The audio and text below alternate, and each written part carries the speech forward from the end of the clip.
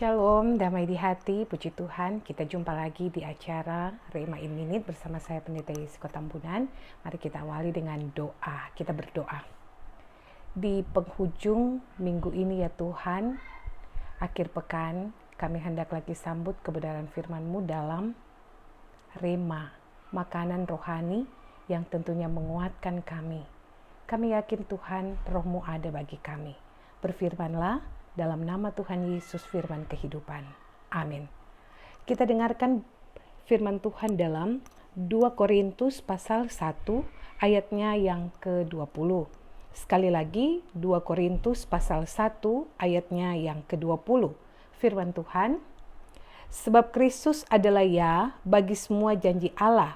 Itulah sebabnya oleh Dia kita mengatakan amin untuk memuliakan Allah. Saudara-saudara, kita harus tahu bahwa setiap kita yang dilahirkan di dunia ini, apapun latar belakang kita, bagaimanapun keadaan keluarga kita, siapa orang tua kita, atau siapa kita, sesungguhnya kita ada dalam rancangan Allah yang mulia. Sebab itu, dimanapun kita lahir, apapun jenis kelamin kita, sekali lagi, kita ada di dunia ini dalam rancangan damai sejahtera Allah untuk tujuan Allah yang mulia. Sebab itu ketika kita diperhadapkan dengan berbagai macam tantangan, tapi juga keadaan hidup ini, mari kita tetap pegang janji Allah bahwa Allah bukan hanya menciptakan kita, menempatkan kita di tengah dunia ini, tapi juga Allah ingin agar kita menggunakan talenta dan karunia sebagaimana janji yang sudah Allah ucapkan dalam Yesus bagi kita. Ada beberapa ilustrasi. Yang pertama, saudara-saudara, ada telur burung yang kemudian jatuh dan ada bersama-sama tercampur dengan telur ayam yang lain. Dan kemudian ketika induk ayam itu mengerami telur burung itu bersama dengan telur ayam yang lain, maka menetaslah telur-telur ini. Nah, karena dididik, karena dibesarkan oleh seekor ayam dan ayam itu dipercaya sebagai induknya, maka burung ini dia tidak bisa terbang karena dia tahu dia adalah ayam. Demikian juga ada ilustrasi lainnya. Seekor belalang atau kalau orang Manado bilang boto-botok ada di dalam sebuah kotak.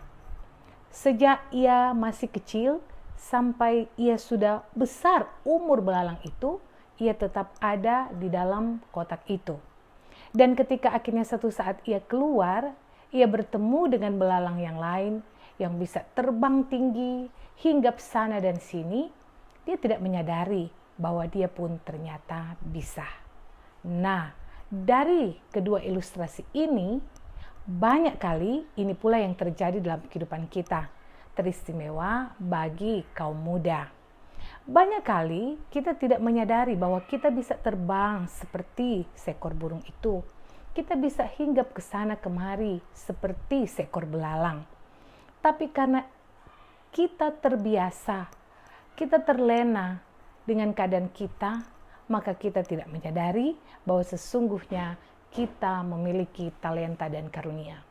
Banyak sekali talenta dan karunia kita sebagai orang muda secara khusus. Banyak yang punya talenta bernyanyi, banyak yang punya talenta memainkan alat musik, banyak juga talenta untuk mengajar, untuk mendidik, banyak talenta yang lain.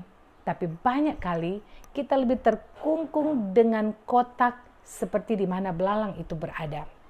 Kita terintimidasi dengan perkataan orang yang berkata, ngana kasihan kok pe keluarga cuma begitu, ngana mau jadi apa? Dari kecil ngana memang sudah takdirkan begitu, ngana mau jadi apa?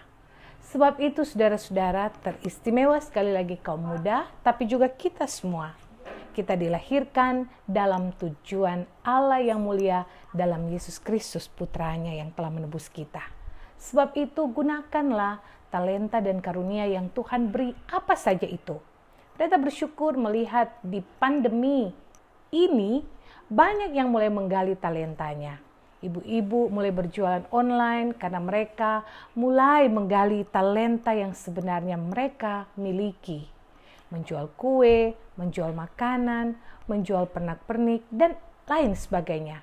Begitu juga dengan orang-orang muda, sudah mulai menggali talenta dengan bernyanyi, dengan membuat berbagai macam pekerjaan yang bisa ditawarkan, luar biasa. Sebab itu kita tahu kita adalah anak-anak Allah yang diberikan talenta dan karunia untuk melakukan yang terbaik sebagaimana firman Tuhan ini, ya, untuk kemuliaan Allah.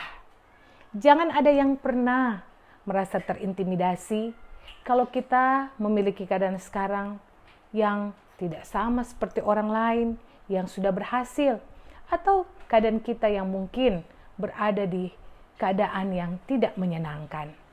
Kalau kita mungkin punya cita-cita jadi apa saja, orang tua banyak kali yang jadi seperti kotak itu, yang mengkungkung, belalang itu, sehingga ia tidak bisa terbang tinggi.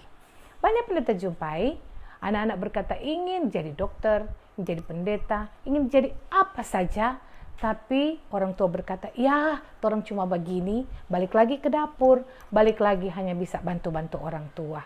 Sebab itu, sekali lagi, orang tua, jadilah kita orang tua yang mendukung anak-anak kita, sebab ketika kita taruh dalam tangan Allah, maka semuanya akan dilimpahkan bagi kita. Tidak ada yang mustahil.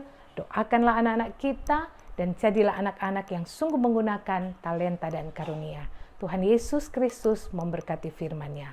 Amin.